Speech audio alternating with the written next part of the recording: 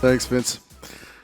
Good morning, and welcome one and all to the first of a series of insightful panels on the capital market stage here at SmartCon 2024 in Hong Kong. Now, as we gather for 2 days of discussions about the tremendous transformation that's happening as DeFi converges with TradFi, we'll also be setting the scene by looking at the progress to date and trends over the last year in the adoption of tokenized assets into mainstream capital markets. My name is Nicky Ariasinger from Chainlink Labs, and I have the tremendous privilege to moderate our first panel of the day, Tracking the Tokenization Transformation. And kudos to our marketing team on the alliteration, by the way. Firstly, I'd like to ask each of my panelists to first introduce themselves, but also give us a short background of your involvement in tokenization to date. Andrew? Do you want to go? Thanks, Nicky. Another Australian on the floor. Hi, everyone. I'm Andrew Crawford. I look after Franklin Templeton's digital assets efforts outside the US. And I think, how did I get into crypto? I took a few years off from finance and thought I'd actually do something tangible and got into mining. And I have a mining business in Mexico, and we found out that it was not a good idea to send lots of money to a Mexican bank account because it alerted the wrong people to your wealth. So we moved our payments to Bitcoin in 2014. And that's sort of how I came to this wonderful world of the future. Bit of an Australian story. Thank you, Andrew. Stephanie? Hi everyone, I'm Stéphanie Leroux. I'm head of digital assets at Euroclear. So Euroclear is an FMI, financial market infrastructure, which means that we are taking care of settlement and custody globally. We are connecting investors and issuers globally and connecting all the markets together. Just to give you an idea of the scale, we have under 40 trillion of assets under custody. We are settling every month the equivalent of the world GDP and 1 quadrillion every year. So it's kind of massive. So that's with this in mind and its scale in mind that we are looking at digital assets. I think we will have a lot of time to discuss that. Hi everyone, my name is Aaron Seabrook. I'm the CEO of Marketnode. So I've been in sort of the enterprise blockchain space, if you will, for about 6 or 7 years now. Started working off on CBDC projects in Thailand and in Singapore. And then recently was looking at trade finance, digitalization, letters of credit. And then I recently joined Marketnode about a year ago to help them go into production and scale. So Marketnode is originally a joint venture set up between Singapore Exchange and Temasek to look at bond tokenization. And then we've expanded our product set into structured products and loans.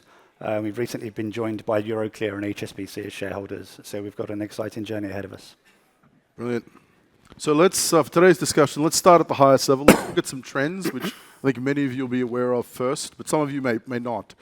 So Andrew, kick us off here. So the buy side have been conspicuous in their acceleration of the pace of innovation in tokenization, particularly around money market funds. And so this will be, I think, a key topic and a common theme throughout many of the panels because it's highly relevant to many, many industries. But give us some context here, Andrew. What's driving this trend, and what aspects of tokenization have really unlocked this potential?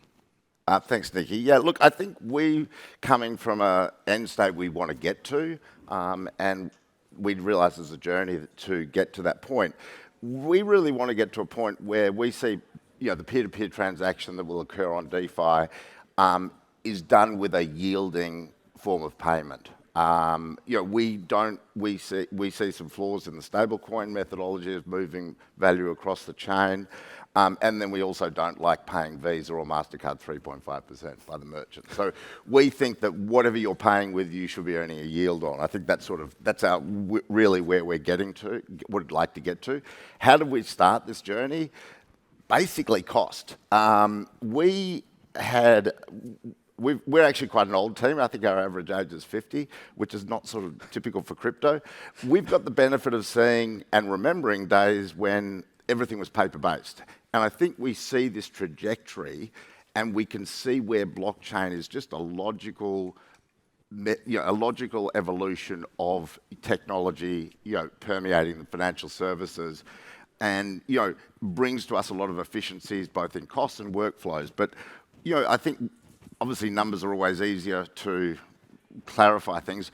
For us to do 50,000 transactions in our old transfer agency business, it was a manual human-based system. It cost about $1 per transaction. When we've been operating our tokenized money market fund on the Stellar blockchain now for just over 3.5 years, we've done 50,000 transactions, and it cost us $125. So you can just see just a simple step of the transaction. The cost saving is huge. So that we're starting to see that permeate through in other parts of the business. So Andrew, just to clarify, $125 for all 50,000 transactions, right? Yeah. So this is just a simple example. One of the other things we do is we operate in a 9-to-5 business. We have a settlement event, which is where we calculate the net asset value of the fund once a day, Monday to Friday. The reality is if we want to play in DeFi, we've got to be 24/7. And I think what blockchain is enabling us to do is to make that migration from a 9-to-5 business to a 24/7 business. I think the other side of that is there's a growing, the average age of our customer is 61. So we've got to start to remain relevant and to create new customers of the future. We've got to be relevant to where they play, and they are all playing on they're on their phone. They want their services delivered on their phone, and they want that done 24/7 with immediacy. So blockchain gives us the ability to do that, which we haven't really had. We see currently today about 99% of the TVL is in stable coins, NFTs, cryptocurrencies. We see that the crypto exchange is actually going to be where people start having their financial life. So we see, as we've now got a money market fund there. We've spent most of this year, we got an allowance from the SEC to transfer that money market fund across 8 different blockchains in our wallet infrastructure. So we've now got this ability to move, if you want to move from Arbitrum to Aptos, you could do that in the wallet. What we're now in the process of doing is adding more funds so people can build a portfolio. So they might have a goal, so they want to save for a car or a first home deposit. They can start to now access traditional funds and traditional assets that are professionally managed but on-chain, because we think there's a large and growing base of people who are going to want to live their financial life on-chain. And I think for us, we have to meet them where they want to undertake their financial affairs. And sitting on the side and just saying, oh, they'll come to the old model, it's just not going to happen. And I think we see, we've traditionally done a lot of our business through financial advisors. We think that the information their information arbitrage has been disintermediated by better information being accessible on the net. And we think that AI is going to really challenge that, because we've done some tests, and AI can replicate what a human advisor does. So we have to sort of find new markets in that sense. I think the other one from our perspective is we get rid of a lot of work processes. We spend about $200 million a year on reconciling ledgers between the fund manager, the financial advisor, the trustee. We have a whole host of people that look at my ledger, who's right, and they arbitrate on that. If we move from multiple ledgers to single ledgers, it's immutable. It's there. Everyone receives the same information at the same time. It just saves us a lot of headaches from an operational perspective, but it also delivers better information to the client. I think, and I suppose the last one, which we can't do in the traditional fund structure, is we see that traditionally funds and investments have just delivered your return. We think that what people will want in the future is more than return. So they want to know that their investments are married to their lifestyle. They can have access to rewards. They might want to know the environmental impact of some of their investments. They will not judge the success of a fund or an investment just purely by return. There will be intangibles, such as, is this doing the right thing in the community? And then we also think that it'll become more intertwined in their lifestyle. So, our owner has a couple of baseball teams and basketball teams. And for example, she owns the San Francisco Giants, and she's saying, well, why don't we sell a stake in the Giants And if you buy those tokens, you become part of a club where you have a separate place to sit, and you can, be part of this community that are, die-hard Giants fans. But that can be it's both an asset and as an investment, but it's also an asset in your lifestyle and your passion for that sports team. So we see this composability is going to enable us to deliver more than just a simple return number. I can keep on going for hours and hours. I talk a lot. That's amazing. So it starts. My wife is a very good listener. So it starts with efficiency, but it goes through to how financial products are almost structured and what people will actually buy in the future, and then the convergence outside of finance as well. Yeah, I mean, we do what we do for the benefit of our customers. So we've got to give them, use our knowledge and our experience and our breadth of, we're in 145, we have clients from 145 markets. Let's bring the best of everything to our customers wherever they are. Wonderful. Stephanie, from a Euroclear perspective, I mean, one of the world's largest CSDs, key financial market infrastructure for the world. What do you witness in this space? And from a Euroclear perspective, what is the focus around tokenization for yourselves? Okay. So I like what Andrew just said at the end. I listened to everything, but the final phrase, sentence, we do what we do for the benefit of our customers. We are doing exactly the same. We are here to support the growth of capital markets. Our customers are all the financial institutions, and our objective is to support the growth in a regulated, progressive, and safe manner so that everybody can adopt safely digital assets. So this is how we are looking at the topic. We are doing a lot of things for some times now. We are doing stuff in production. We are doing stuff in exploration, in co-creation with the market, and really to look at the value creation and how DLT and digital assets and tokenization can bring value, be an enabler to solve some of the inefficiencies that exist in capital markets.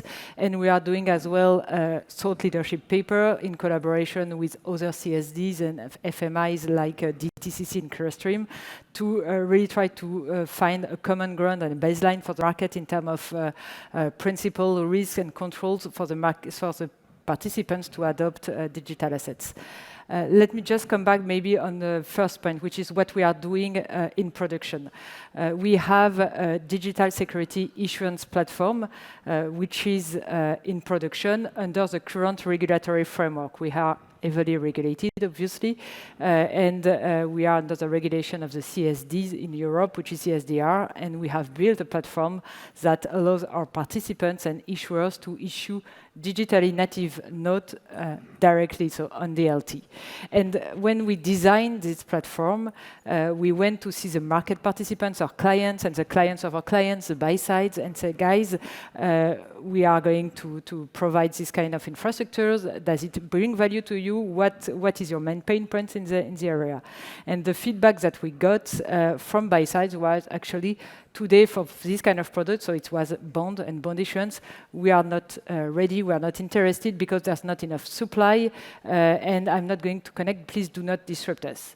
And going to see the issuer and issuer community, so the agents, the dealers, the feedback was a little bit different because they understand that future is more digital, and they want to understand what it means for them to issue digitally native bond, what it is going to bring in terms of value, new risks, and how they can integrate that into their framework. But again, the same kind of feedback saying we do not want to compromise with liquidity. So we know that in terms of adoption, and I guess you can all see that in the market, we have this kind of chicken and egg problem where investors are not ready yet to adopt and to invest in digital securities, and issuers want to do it, but do not want to compromise with liquidity, so need investors in the game. So that's why we have designed our platform with a hybrid model where we can connect digital native bond with traditional infrastructure so that you can start to issue digitally and then make this kind of digital bond circulate on traditional rails. And this gives access to liquidity and all the service which exist today in terms of collateralization, tripartite collateral, this kind of thing. So having a real secondary market. So in terms of actual benefits of blockchain, it's not pure and perfect because you have part of the workflow which is in smart contract, part of the workflow which is on traditional rails. But we believe that that is a mandatory step in terms of adoption to really enable the scale and the adoption by issuers and by investors. So really solving in the short term the liquidity issue for digital securities. Just to give an example of what has been done recently, we had an issuance in August for 300 million on the platform by a big issuer in Asia, and it was oversubscribed. So we can see that we had investors from all continents, and it was so much oversubscribed that we did last week a tap issuance, meaning the issuance amount, total issued amount, has been increased by 200 million. And so we can start to reach this kind of amount, and then the next step in the market, I believe, when you are talking in terms of trend, is how can we reach a benchmark issuance, 1 billion? So how can we get away from experimental amounts to a regular amount, a regular size of issuance, and making it structural, not just doing one issuance to try, understand, and test, but really part of the program of an issuer should be digital assets based, should be in DLT.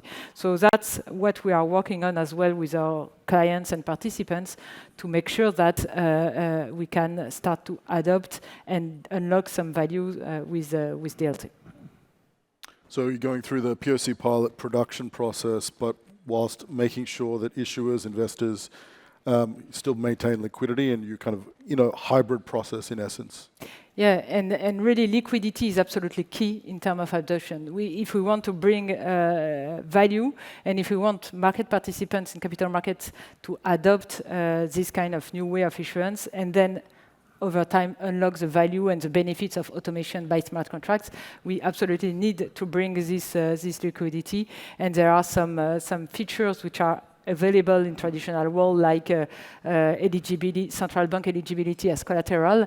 It's not there yet, and that's also a problem in terms of adoption. It's slowing down adoption because if your asset is not eligible, then you have a problem in terms of liquidity. So all these topics are being addressed by the market globally with the support of the regulators, the central banks, a lot of collaboration, public-private collaboration, and this is all absolutely key and enabler to drive this adoption. So we'll circle back to the efficiency topic in a minute. But Aaron, firstly, from a Marketnode perspective, you've developed a wide range of products, particularly for a relatively early organization with an impressive range of investors.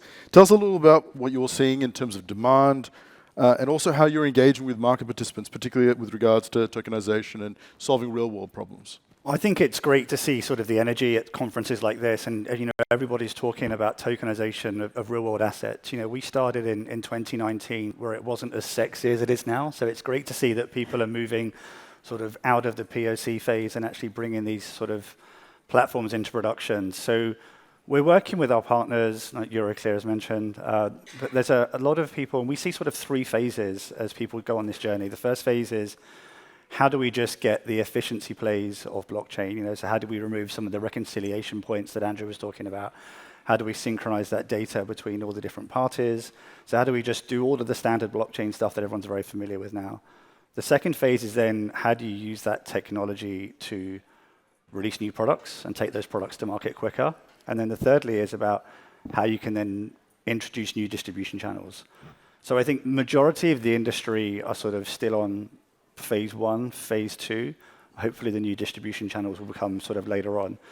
So within our structured products and loans, we're very much focused on optimizing the workflows, and I think Andrew mentioned some great cost savings there as well that we're seeing. So this is both pre and post-trade workflows. Having that data tokenized makes a lot of sense.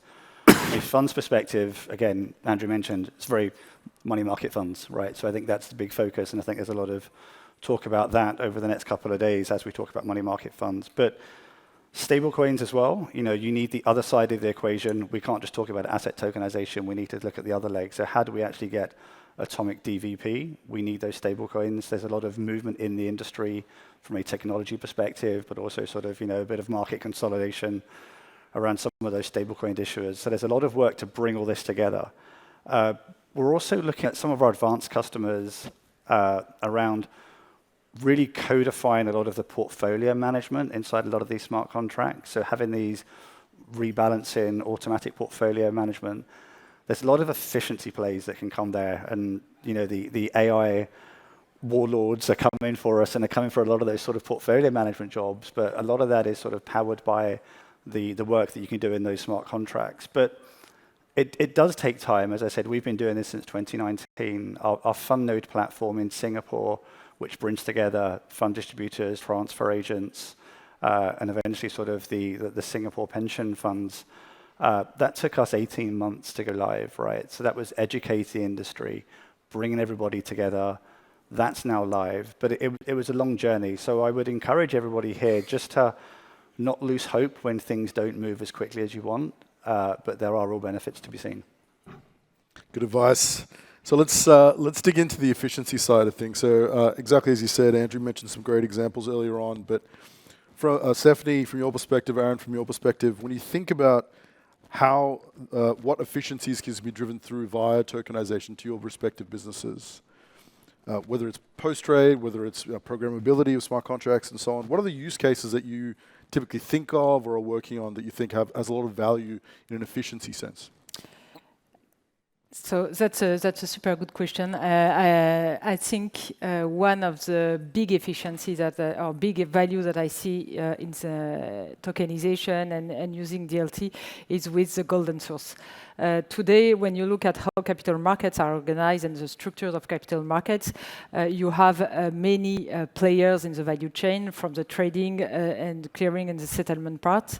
And all these players have their own database, their own process, and even internally, many of them, to be honest. And we are spending a lot of time to do again and again the same process, compute the same information, and send message to reconcile and make sure that we agree on what we have and we share the same information. And when it's not the case, then doing some reconciliation. So if we imagine a world when we can share the same golden source, the same data, and all work with the same data, then we can remove a lot of the breaks and inefficiencies in the post-trade workflows, but front office as well, and that would bring a lot of value to everybody. So it doesn't have to be settlement-based or transactional-based. Even with just data and sharing a golden source and enriching, having a workflow on that in the industry, reorganizing this industry around this golden source is going to bring a lot of efficiencies, which will help us accelerate some settlement cycle, for example, or which could decrease the cost of issuing and going to moving to more product, tailor-made product, high volume, low value, these kind of things. So golden source is absolutely key for me. We have done work with Chainlink on this topic around corporate action and corporate action notification. You have to know that it's some data is public information, it's reference data, it's a corporate action notification, you can see them in press release and everything. But then you have, as a buy side, for example, you receive this information from different sources, different custodians, different data vendors, and then sometimes you don't receive the same information where you should. Sometimes, so there can be some discrepancies, some missing parts. Sometimes you receive from one but not the other. So it's taking a lot of time and resources just to understand what is the truth and what is the event where it's supposed to be public information. And we shouldn't have to reconcile and have the discrepancies. But the reality is we do. And we have these kind of discrepancies at all the level of the value chain, from buy sides, intermediaries, custodians, CSD, till issuers. So the idea is really how you can bring together from the origination of the truth, so the issuer, till the end user, which is the buy side. And once you have that, then you can have a lot of efficiencies. So it works for corporate action events, it works for prospectus, bond definitions, and that's one big value. And then after that, once you have that, and you have the market structure which is organized around that, you can see a lot of value in automation using this smart contract to bring some embedded compliance, embedding business rules, a lot of things that we can imagine. My perspective is it's going probably to take more time to have the scale, the regulatory certainty, harmonization for the settlement part of all these projects, because you have to bring the ecosystem where data is probably a shorter term value. Andrew, did you Yeah, want to I was going to say, we've sort of put it, we came to this and thought that we had this great solution that there was actually a problem with people would want to invest on chain. We realised that that's not really the case yet. What we did identify, there was two sort of buckets that we really liked. One was empowerment. How could we enable a person who was operating a digital wallet in Pakistan to have access to a high-quality investment vehicle that's the same as a large pension fund in the United States. So how can we empower that person who's on there, whether that's in Indonesia or in Pakistan, they've never had access to investments before, they've probably only recently had access to banking rails. So how do we expand that out so they can have a goal and they can make meaningful investments to achieve that goal? And we saw that blockchain really enabled us to empower that because of the efficiencies. And then I think the other one was, where are the, I suppose, what we'd call rent seekers, or people that are making a lot of money and don't deserve to? And I'm actually glad Rajiv's not here from HSBC because they're probably the biggest culprit. Trade finance, documents flying around, no one knows where the ship is, no one knows where anything is. Suddenly we've got this system whereby I can communicate, if we're doing this currently, and this is where we see what Chainlink is doing is fabulous. If I'm someone that buys something from, say, Indonesia, and I'm wanting it being shipped to Zanzibar, I don't know, somewhere random, I want to know where that ship is, where are my goods, I want to see each of the steps of that transaction, so I know where I can plan for it, and I just suddenly don't get this notice that my shipment's arrived from Indonesia. But I think what the smart contracts have really enabled us to do is to pull out a lot of the paper and really do this in a much more transparent and informative manner for all the parties involved, because there hasn't been a large amount. It's been very difficult to establish trust, and I think a lot of what the banks have done is said, we'll take this responsibility, so you don't necessarily have to trust the buyer in Zanzibar. But I think once they can see every stage of the transaction, and as the smart contract has an event, it moves to the next event, and that may be validated through an oracle, such as, say with using Chainlink. I think that's really led to some efficiencies, and it's very hard for a lot of people in the world to get access to trade finance, and there's increasingly a lot of people who are excluded because they don't conform with ESG. I think we see it's really about empowering people that we couldn't get access to previously. So fair warning, HSBC is one of Marketnode's investors. But yeah. But we see that the smart contract and blockchain can actually enable us to fulfill a lot of the functions that a bank fulfills, but much more cost effectively for our clients. Fair point. But without licensing. Fair point. Aaron, coming back to your point, I mean, you mentioned efficiencies as well, and just want to quickly mention some of the examples that you see from a Marketnode perspective. So I think the biggest one for us is our fund node platform. So if you were to buy any fund in Singapore right now, the settlement time is between 8 to 12 days, right? And that's because there's a multitude of faxes going between the distributor, the transfer agent. If you're buying it through your pension, it goes to sort of the pension authority to approve that. We've got that process down to between 2 to 4 days now, right? So that's a huge saving. So people are able to have that fund settled in their account. They can trade quicker. And it's the experience that people are expecting, right? If you're buying crypto or you're buying other products that are already systematized, you're getting that settlement T+1, T+0 as we're moving to. So what that's enabling everybody to do is firstly just reduce costs in terms of efficiency, in terms of not processing those faxes anymore. But secondly, it's also allowing the buyer of these products to know exactly where that is in the value chain. So providing a single user interface to say, okay, where is it stuck? And if it is stuck, how can I unstick it? And that comes back to, again, reducing costs for some of these processing platforms because they're not needing to respond to customer queries, they're not needing to pick up the phone, deal with emails. So we're providing that sort of new platform for investors who maybe have spanning different distributors to have a single platform, similar to how people use sort of block explorers right now for blockchains, right?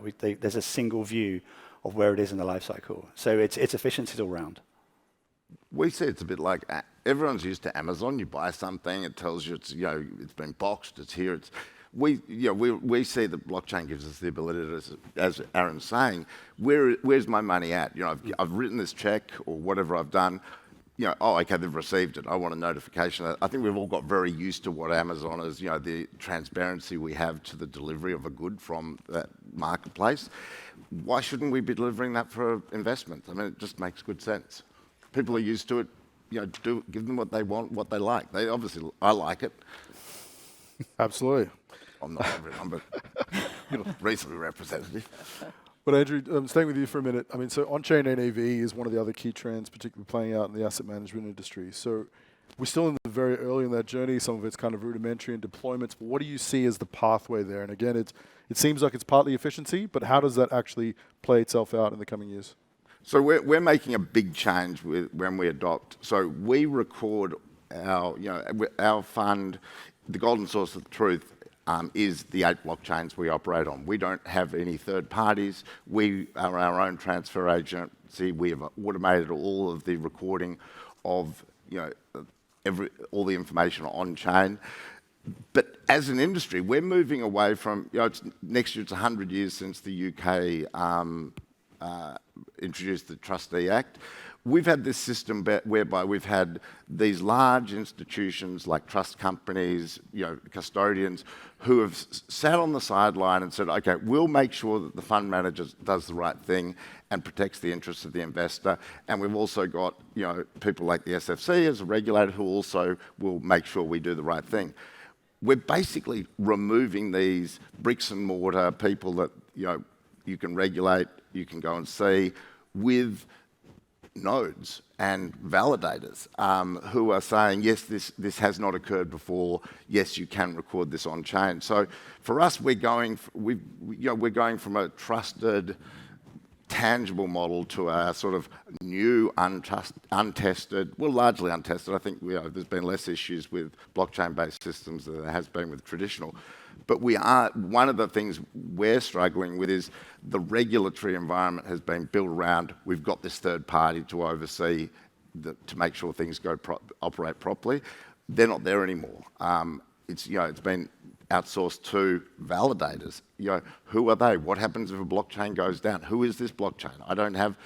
They don't have an office. We're used to the physicality of the players or the participants they're not physically available. So it's a big change for us. So things like publishing the NAV, publishing the proof of reserves, showing that transparency is the way you build trust. And I think what Chainlink are doing and what they've done with one of our competitors, and something we'll adopt, because we haven't got this third party, we've just got to give more, we've got to do more.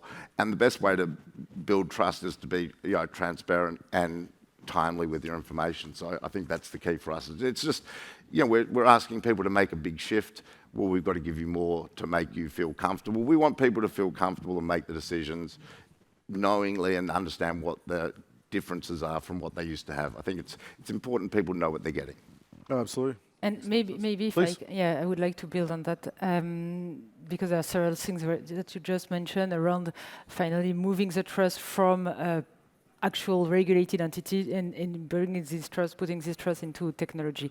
And that's something I actually don't really agree with anymore, because I used to thought like this, and then I've discussed a lot with some clients and saying, guys, what do you think, and do you trust that? And then the feedback I got, and I really look forward to your feedback on that, is I still want my regular contact, my intermediary. I'm an issuer. I still want to work with my agent. I don't want to do it by myself. I don't want to do my self-custody. I still need someone to call, to blame if something doesn't work, someone that has deep pocket. So I'm not really buying anymore the trustless technology, trustless DVP, trustless anything.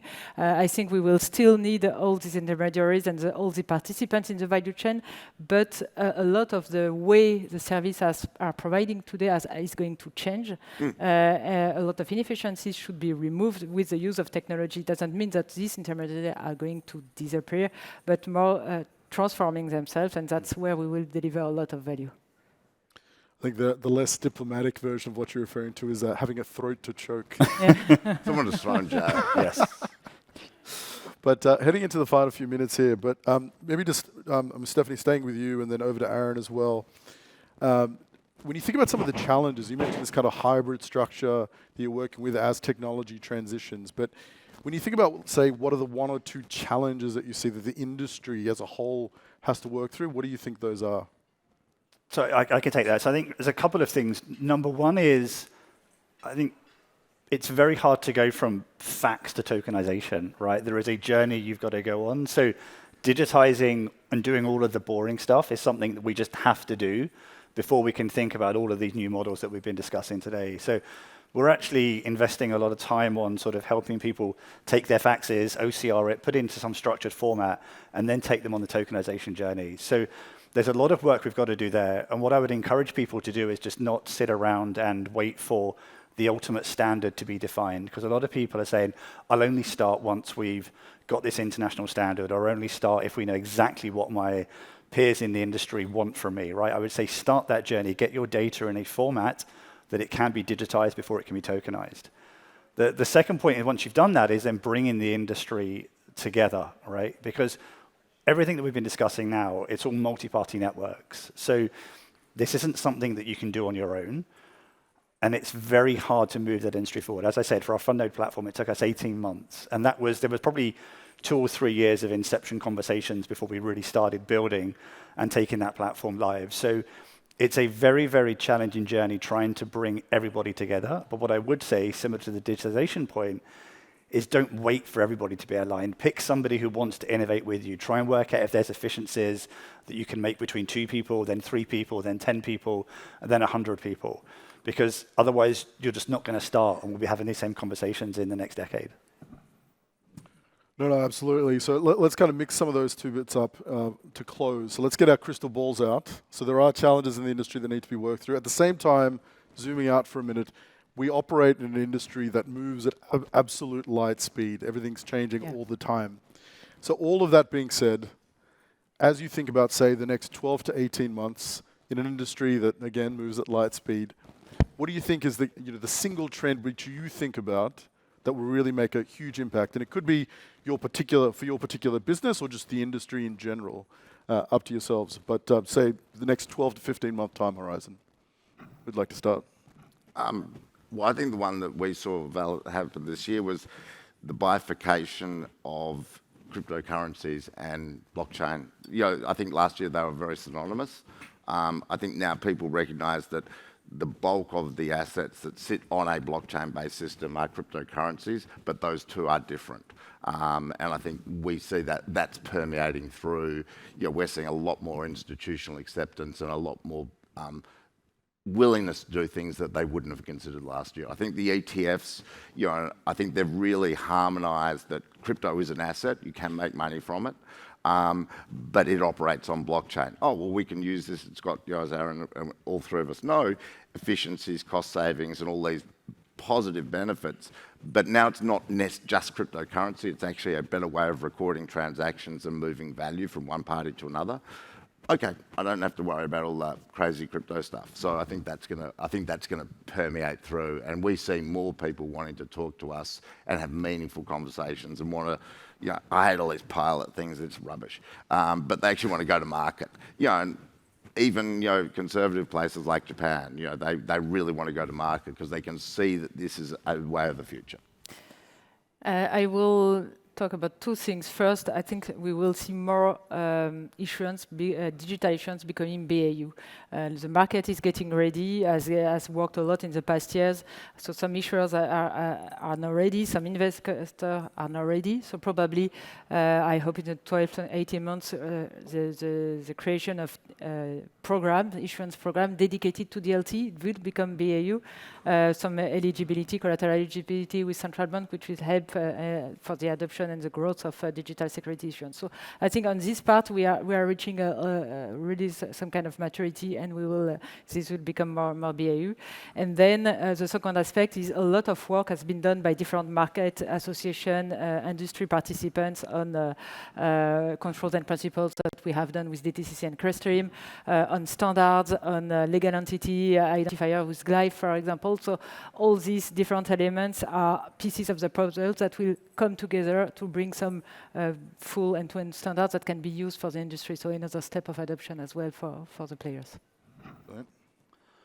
I think my crystal ball sort of stops at sort of next Monday's election. So I think it's very hard for us to look past what's going to happen in the US next week, because it could go very differently in very different ways. But I think the key for me is about stablecoin adoption and the innovation that's happening within that, because we're going to talk about asset tokenization, but you do need the other side of that, which is the cash movement, right? So there's been a lot of movement happening in stablecoins, the innovation that's happening there. And I think as that becomes a little bit more mature and the regulation around that becomes a bit more crystallized, and can people hold stablecoins on their balance sheet? Can you actually... Well, hopefully they won't have to, because Hong Kong is going to... I just don't like the stable coins. I just think they're making a lot of money for rich people, and I just think they're not a good instrument. But I think what Hong Kong's doing is fantastic with the EHKD, and what one of the banks here is doing with tokenized deposits. In Hong Kong, you get the money and it's issued by 3 banks. Why can't they do that in a digital format? Well, one of the banks is. I would prefer to have the liability of a Standard Chartered with my token than a promissory note from a company that's a whole lot of rich dudes from Goldman Sachs. Well, hopefully we'll see that sort of that trust start to equate. Yeah, I just see that the digital money and the EHKD, that the ECNY, and what China's driving some phenomenal growth, and the innovation there's incredible. I think that's going to knock out the stable coins. Once we've got, I know we're talking with the people in Thailand, we're talking with the Chinese, talking people here, we think there'll be 4 or 5 e-currencies, and then you don't need stable coins. As long as there's some digital form of money that's accepted by everybody, that's fine. Yeah, I think it's much better. Yep. That'll be a big thing next year. I think we'll see the stable coins, or just, they'll be like a dinosaur. And I think that sounds like a suitable topic for this panel part 2. But ladies and gentlemen, please thank our illustrious panel.